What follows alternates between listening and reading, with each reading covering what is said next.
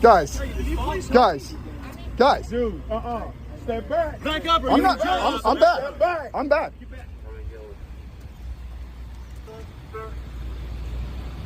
You're game one, right? Yeah, I took 15.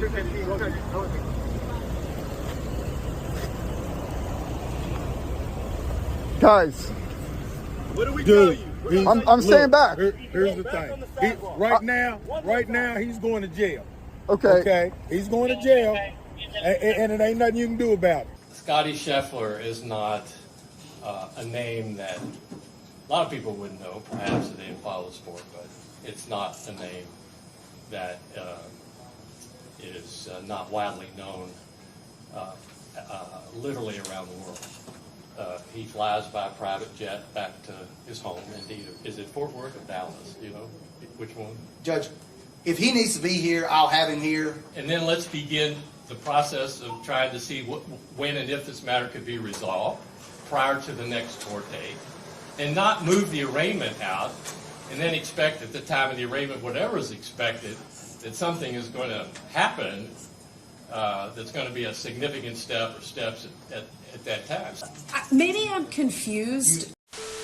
That was a court proceeding to determine whether or not the arraignment of Scottie Scheffler could be pushed back a few weeks. If you have not heard of this story, here's a quick rundown. Scottie Scheffler, who is the #1 ranked golfer in the world, was driving to a golf course where they were playing the PGA Championship, and he was arriving 3 or 4 hours before his tee time in order to work out, stretch, and get to the driving range, all of that sort of stuff. Before Scheffler arrived, there was an accident where a bus ran over a pedestrian crossing the street, which led to a significantly increased police presence, even for a golf tournament. Now, as far as what ensues once Scheffler arrives at the golf course, your guess is as good as anyone's at this point, because conveniently, the police did not have their body cams on. And we have some new information regarding the arrest of the #1 golfer, Scottie Scheffler, yesterday. Yeah, we've now learned that there is no body camera footage from that interaction with Scheffler when he was arrested yesterday and the LMPD officer. Now, the Mayor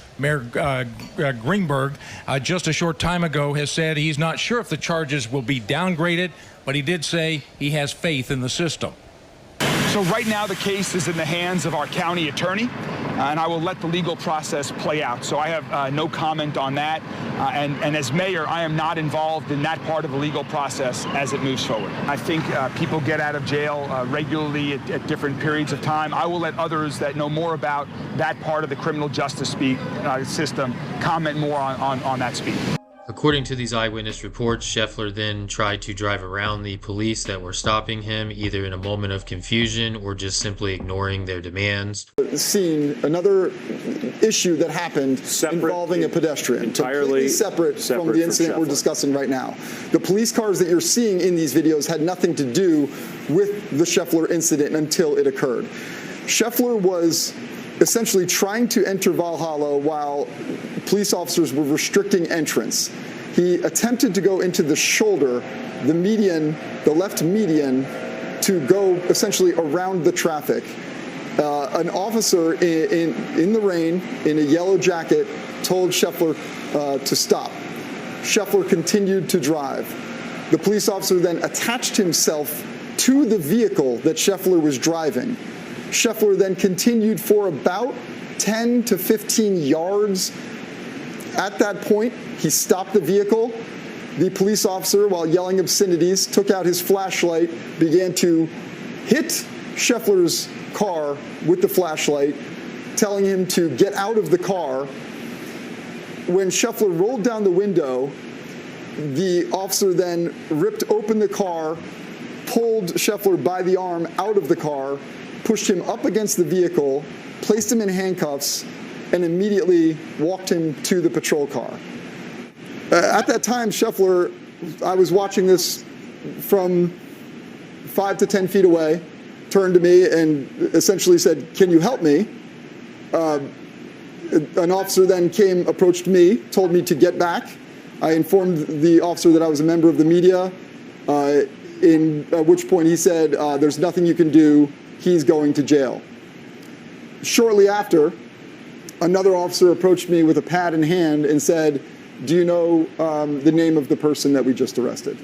After he's released a couple hours later, he actually went out and played a pretty good round in the tournament. It should be noted that tournament officials and players that are participating in these tournaments are usually given cars by the sponsor of the tournament. And the key here is that these cars are usually marked with a magnet or some sort of marking that allows police to know this is a player or an official that needs to get through in order to get to the course. So either this cop was a complete idiot who did not understand his assignment for the day, or the other option is that Scheffler ignored his demands and then he went into full tyrant mode. Regardless of what ultimately happens to Scheffler, what I want to highlight today is the actions of the prosecutor during this court proceeding. The simple breakdown is he really does not want this arraignment to be moved. What's interesting about this to me is that we're talking about an arraignment being moved 2 or 3 weeks. So you have to wonder, what's his motive here? And if you listen to his words, he's suggesting that something might happen in between now and then if they push it back. It appears as though he's worried that if this arraignment gets pushed back, then there's a potential that the charges are going to be dropped because they appear to be pretty ridiculous on face value. The actual ruling by the judge was that the arraignment can be moved and they will be holding it in June. All right, so this is just an order. You're asking to remove to change the arraignment date from tomorrow until June 3rd. Is that correct? That's correct, Your Honor. Okay. Judge, bond was posted. There's been no violations. One of the reasons I'm requesting to move it is I'm gathering additional information to provide the county. Obviously, the defendant is from out of town. Rather than bringing him in for the purposes of a short arraignment, I'd like to have all the potential discovery together and exculpatory evidence before the arraignment. I understand the county is says we have to follow proper procedures. That's why we're filing this motion and asking. Judge, I think per the rules, and again, I noted that we're waiving the 3.10, that a continuance to June 3rd would be appropriate in this case, Your Honor. Okay, go ahead. Judge, are you aware of the nature of this case? I certainly am. I'm aware of the nature of the case. I am not a golfer, and I couldn't pick out 2 golfers on the planet. But I am aware of the nature. Maybe you were out of town over the last week or something. But, yeah. No, I am aware. So, Judge Mike O'Connell, on behalf of the Commonwealth, and I've been trying to think of the best way to express this to you in response to Mr. Romine's motion, and I won't call him Steve in open court, but we've had communications, as he's had with other members of the staff, about the status of this matter, underlying facts perhaps that may or may not be in dispute, et cetera, et cetera. But we're here today to talk about an arraignment that is currently scheduled tomorrow in this court. Okay? Scottie Scheffler is not a name that a lot of people would know, perhaps, if they didn't follow the sport, but it's not a name that is not widely known literally around the world. Okay? He's from Dallas, Fort Worth, Texas. He came up here to play in the PGA Championship. This incident occurred on Friday morning that gave rise to why we're standing in front of you here today. There's an arraignment scheduled tomorrow here. I think, wherever I'm wrong, Mr. Romance can interrupt me. I think he left last night after the tournament concluded. He flies by private jet back to his home. Indeed, is it Fort Worth or Dallas? You know, which one? Judge, if he needs to be here, I'll have him here. No, this is, again, I assisted in arraigning or getting him out, in getting his bond set. I was not present when the arraignment date was set. As the court's aware, attorneys oftentimes are present when arraignments are set. That way, calendars and that type thing can be coordinated. I was not. I'm asking, the arraignment date was given when the bond was posted. I'm asking to continue the arraignment to June 3rd. And I'm with the same bond conditions. And I'm responding to that Okay. motion. Okay. Okay. The rule says, as you are well aware, that if you are charged with a felony, you are to be present for arraignment and in all stages of the proceeding. If you're charged with a misdemeanor, that's not the case. Your lawyer can come in and represent you and do many things. That's not the case with a felon. Now, there are instances where, and I'm going to show you language from the Kentucky Supreme Court. There are instances where, when appropriate, this is an update from the Chief Justice back in March of 22. I've highlighted what it says there. Okay. When appropriate, under the right set of circumstances, when appropriate, the defendant may be dealt with remotely. Remotely would be the word. Okay. Okay. I do not think this is a case where it is appropriate. I do not think this is a case that the defendant will be somehow put out, inconvenienced maybe for a short few hours, where he can be in and out of here. But I do think it is appropriate that he be present with Mr. Roman and at the arraignment, where obviously a plea of not guilty will be entered. And then we have not had the opportunity, obviously yet, to review a lot of evidence that's out there. And I think we would agree that there's a lot of evidence out there. Much of it will be agreed upon, some of it will not. But back to this situation, I think it's appropriate that he be here before the court to undergo an arraignment in your presence, and then let's pass the case and see where it goes from there and what occurs. I don't make this objection lightly. I make it very seriously. One of the tendered orders, I don't know if that he's given you refers to local rule of the district court. I know of no local rule. Maybe I'm confused. I feel like he's just asking to move the arraignment, not to make his client Correct. not here. So is that you're That's just correct, asking Judge. If to move it? we not haven't resolved the case by June 3rd, he'll be here with me in court. That's you know. So again, he's just asking to move the arraignment, not to waive his presence. Correct. Is that correct? Okay. Yeah, that's the order. Well, and I object.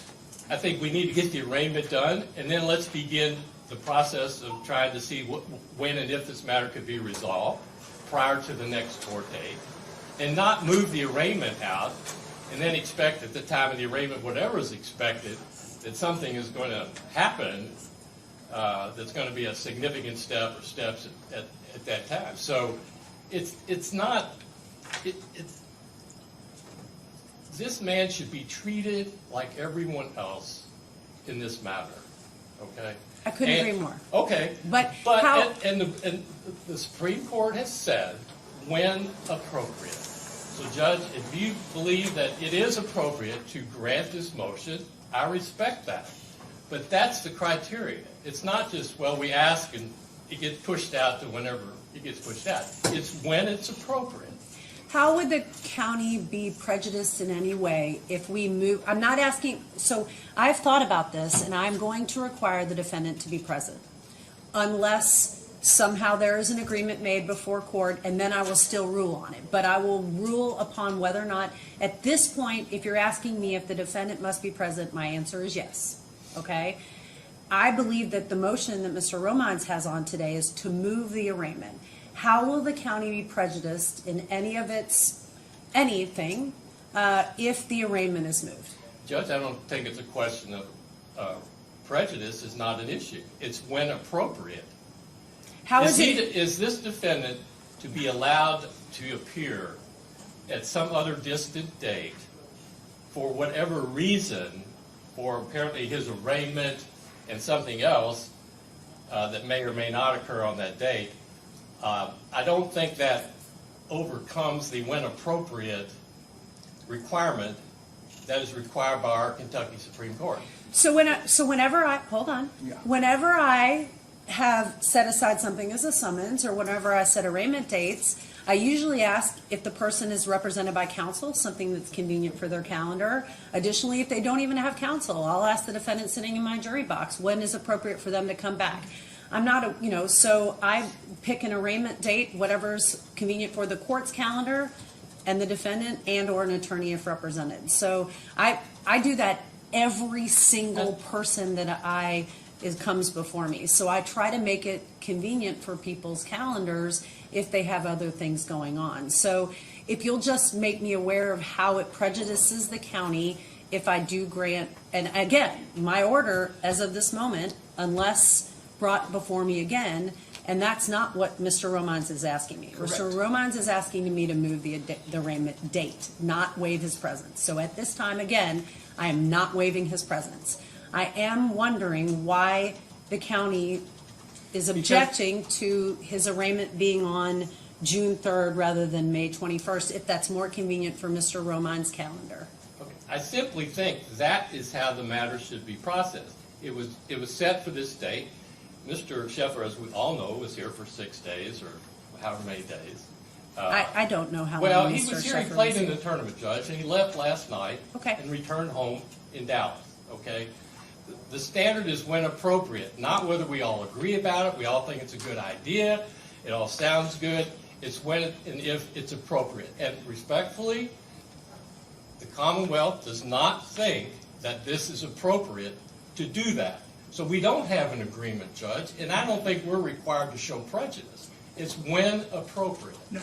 And Judge, this is an adversarial system. They're on one side, I'm on the other. I made the motion. They're objecting. He keeps referring to when appropriate, which is specifically referring to remote appearance. There's nothing about inappropriate regarding moving a court date. It happens every day. And so Mr.